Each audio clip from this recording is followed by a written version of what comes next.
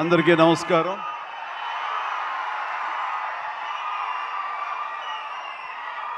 మా అభిమానుల్లో ఆనాటి నుంచి ఈనాటి వరకు క్రమశిక్షణ ఏమీ మారలేదు. అదే క్రమశిక్షణ, అదే ఉత్సాహం. మాట్లాడేవాళ్ళు ఏం మాట్లాడుతారు ఇందామంటే కూడా వినపడని అంత గొడవ చేస్తున్నారు మీరు. మీ ఉత్సాహానికి, మీ ప్రోత్సాహానికి మరొకసారి అందరికీ పేరు పేరున నా అభిమానులకు నేను స్వాగతం పలుకుతూ, మీ ఉత్సాహం మమ్మల్ని ఇంత వాణి చేసింది, మా రామ్ చరణ్ ఇంత వాణి చేసింది.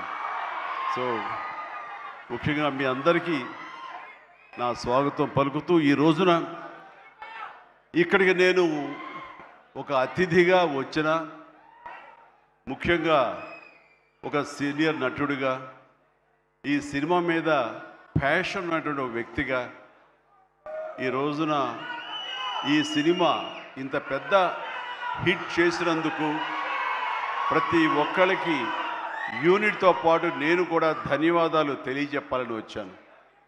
ఇలాంటి సినిమాలు రావాలి, పరిశ్రమ సుభిక్షంగా ఉండాలి, కళకళలాడుతూ ఉండాలి. దానికోసం ఈ సినిమాని ఇంత పెద్ద హిట్ చేసినటువంటి ఈ సినిమా ఇంత విజయం సాధించినందుకు దోహదపడినటువంటి ప్రతి ఒక్కళ్ళకి నేను కూడా బాధ్యతగా నా హృదయపూర్వక ధన్యవాదాలు చెప్పుకోవాల్సిన సమయం ఇది. అండ్ ఈ రోజున ముఖ్యంగా చెప్పాల్సి వస్తే, నేను ఈ సినిమా చూసినప్పుడు ఒక భావోద్వేగానికి లోనయ్యాను. చాలా అరుదైన సినిమాలు కొన్ని ఆ రకమైన ఫీలింగ్ని ఇస్తాయి. ఆ సినిమాలో నేను ఒక క్యారెక్టర్ని, ఒక ట్రైబల్స్ యొక్క జీవన విధానాన్ని, వాళ్ళ ఆవేదాన్ని, వాళ్ళ బాధని, వాళ్ళ పోరాటాన్ని ఇన్ని చూడగలిగానే తప్ప, ఇదో సినిమా బాగా చేశారు, బాగా యాక్ట్ చేశారు, అద్భుతంగా చిత్రీకరించారు, డైరెక్టరు ప్రొడ్యూసర్ బాగా రిచ్గా చేశారు అన్న భావం పోయింది. కేవలం ఒక ట్రాన్స్లోకి వెళ్ళినటువంటి భావం కలిగింది. ఎన్నో చోట్ల నేను కూడా క్యారెక్టర్తో పాటు క్యారియర్ అయిపోయి ఒక ఉద్వేగానికి లోనయ్యాను. వాళ్ళతో క్యారెక్టర్తో పాటు నేను ఆ బాధను అనుభవించాను. వాళ్ళ పోరాటంలో నేను ఒకనయ్యి ఈ సినిమాలో ట్రావెల్ చేశాను చూస్తున్నంతసేపు. అంటే ఇంత పవర్ఫుల్ సబ్జెక్ట్, ఇంత ఎమోషనల్ సబ్జెక్ట్, ఇంత మోటివేషనల్ సబ్జెక్ట్, ఇంత ఇంటెన్సిటీ ఉన్న సబ్జెక్ట్ని ఎన్నుకొని దాన్ని చరణ్కి తను న్యాయం చేస్తాడని నమ్మినటువంటి వ్యక్తిగా, డైరెక్టర్గా మొట్టమొదటిగా నేను బుచ్చిబాబుని మనస్ఫూర్తిగా సభాముఖంగా నేను నా హృదయపూర్వక అభినందనలు తెలియజేస్తున్నాను. ముఖ్యంగా గాడ్ బ్లెస్. తను విలేజ్లో పెరిగిన వ్యక్తి, విలేజ్లో వాళ్ళ మనస్తత్వాలు తెలిసిన మనిషి. అందుకని ఈ కథ ఒక మట్టి కథ, మట్టి మనుషుల కథ. వాళ్ళ యొక్క ఎమోషన్, భావోద్వేగాలని తను పూర్తిగా నమ్మి అవపోసన పట్టిన వాడు కాబట్టి దాన్ని ఇంత అత్యద్భుతంగా ఈ తెర మీదకి ఎక్కించగలిగాడు, మనల్ని ఇన్వాల్వ్ చేయగలిగాడు. అందులో నాలాంటి వాడు సైతం సినిమాని డిసెక్ట్ చేస్తూ చూస్తుంటారే ఆ భావం పోయింది. సినిమాలు ఇన్వాల్వ్ అయిపోయాను అనమాట. దానికి ప్రధానంగా దీన్ని ఆ ట్రావెల్ చేయడానికి దోహదపడటానికి ఒక గట్స్ కావాలి, ఒక కన్విక్షన్ కావాలి. దానికోసం మన అన్ని రకాలుగా ఈ సినిమాకి న్యాయం చేస్తుంటే కథకుడుగా అవని, డైరెక్టర్గా కానీ బుచ్చిబాబు 100% న్యాయం చేశాడు. అండ్ ఇలాంటి బుచ్చిబాబు లాంటి శిష్యుల్ని చేరదీసి వాళ్ళలో ఉండేటటువంటి టాలెంట్ని సానబట్టి, ఈ సానా బుచ్చిబాబుని మన అందరికీ గిఫ్ట్గా వదిలిన మా సుకుమార్ మాస్టర్ గారిని మనస్ఫూర్తిగా నేను అభినందించకుండా ఉండలేకపోతున్నాను.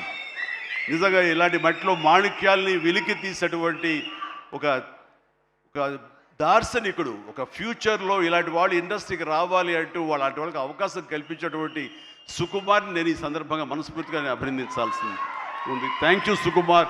అలాంటి శిష్యులు మాకు అప్పగా ఇండస్ట్రీకి అవసరం. ప్రొడ్యూసర్గా నాకు సినిమాలు ఇస్తానని ఆయన రంగస్థలం టైంలో మాట ఇచ్చాడు సార్.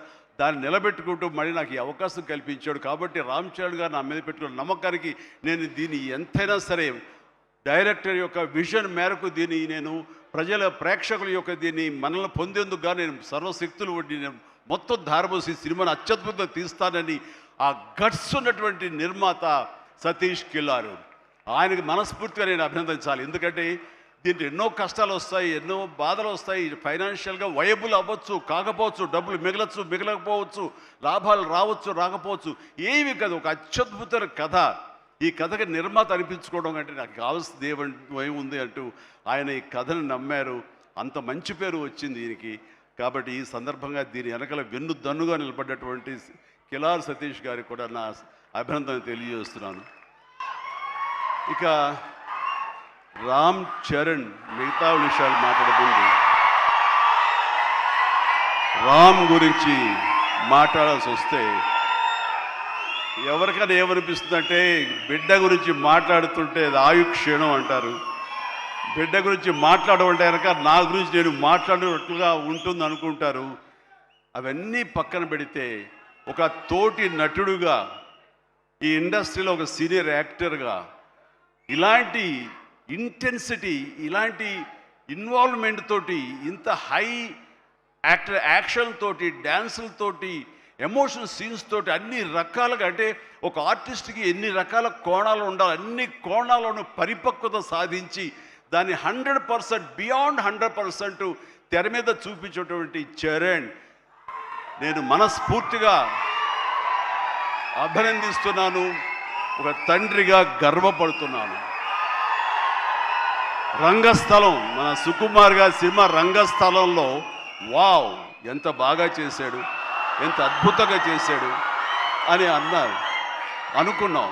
కానీ అలాంటి రంగస్థలాలు రావాలంటే మళ్ళీ ఎన్నేళ్ళు పడుతుందో ఏవో తెలియదు. ఎందుకంటే ఇవన్నీ కూడా అప్పుడప్పుడు తారసపడే గొప్ప అవకాశాలు ఒక ఆర్టిస్ట్కి పెర్ఫామ్ చేయాలనుకునే వాళ్ళకి. మిగతావన్నీ కమర్షియల్గా వస్తుంటాయి, మనం అందులో రాణిస్తాం, మెప్పిస్తుంటాం, డబ్బులు వస్తుంటాయి, అన్నీ వస్తుంటాయి. కానీ ఆర్టిస్ట్గా చిరస్థాయిగా నిలబడే సినిమాలు కొన్నే ఉంటాయి. అందులో రాజమౌళి సినిమా మగధీర కానివ్వండి, ఆర్ఆర్ సినిమాలు కానివ్వండి, సుకుమార్ రంగస్థలం కానివ్వండి, ఇంత త్వరగా ఒక 3-4 ఇయర్స్ గ్యాప్లో మళ్ళీ ఇలాంటి లాంటి సినిమా వస్తుందని నేను ఊహించలేదు. రియల్లీ ఆ రకంగా చరణ్ చాలా అదృష్టవంతుడు ఈ క్యారెక్టర్ రావటానికి. ఈ క్యారెక్టర్లో నేను చూస్తుంటే కాసేపు చరణ్ సినిమా అని కూర్చోని తప్ప నేను కానీ వాళ్ళ మమ్మీ కానీ థియేటర్లో చరణ్ మాకు కనిపించలా, పెద్దే కనపడుతూ వచ్చాడు, పెద్దే అలరిస్తూ వచ్చాడు. సో ఇది చాలా రేరుగా ఉంటుంది. సినిమా అలా కట్టిపడేయటం, క్యారెక్టర్లో కట్టిపడేయటం అంటే కనుక తను ఆ క్యారెక్టర్ని అవపోసన పట్టాడు, దాన్ని పూర్తిగా దాన్ని నమ్మాడు. ఆ క్యారెక్టర్ డైరెక్టర్కి ఏం కావాలో అది డెలివరీ చేయాలన్నాడు. ఒకే ఒక సంకల్పంతో ఉండకపోతే, అంత కఠోరంగా దాన్ని నమ్మి వెళ్ళకపోతే అతను ఖచ్చితంగా ఇందులో ఇంత సక్సెస్ అయ్యేవాడు కాదు, ఇంతమంది చేత ఇలా శభాష్ అనిపించుకునేవాడు కాదు. చెప్పాలంటే ఈ సినిమా చరణ్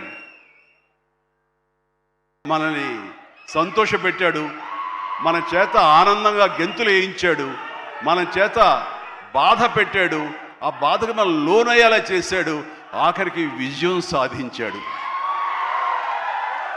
ఇలాగా ఎన్ని రకాలుగా చూసుకున్నా సరే ఈ పెద్ద క్యారెక్టర్లో తను రాణించిన విధానానికి, తను పడ్డ కష్టానికి నేను మనస్ఫూర్తిగా నా అభినందనలు తెలియజేస్తూ